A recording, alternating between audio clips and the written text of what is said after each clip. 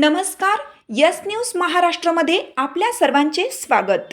तुळजापूर जवळ वॅगनारचा भीषण अपघात, बोरगावच्या एकाच कुटुंबातील दोघांचा मृत्यू, 2 गंभीर जखमी। सांगली पेठ महामार्गावरील घटना।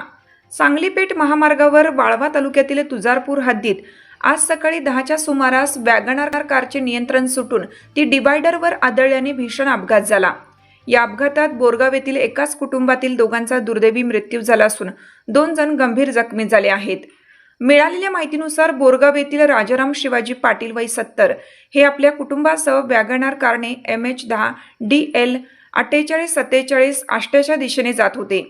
तुळजापूर येथील हनुमान मंदिराजवळ गाडीचे अचानक नियंत्रण सुटले आणि कार जोरात डिवायडरवर आदळली।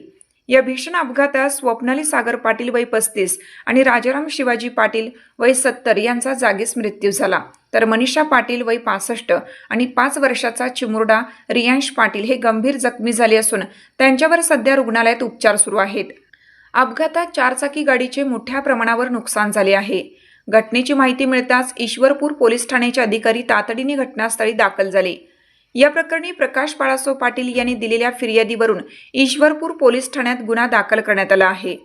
पोलीस फौजदार घुले, पोलीस शिपाई काळे आणि हेड कॉन्स्टेबल गर्जे पुढील तपास करत आहेत। या दुर्दैवी घटनेमुळे बोरगाव गावावर शोककळा पसरली असून परिसरात हळहळ व्यक्त होत आहे। तुमची साथ आमची। यस न्यूज महाराष्ट्र चॅनलला लाईक करा व सबस्क्राईब करायला विसरू नका।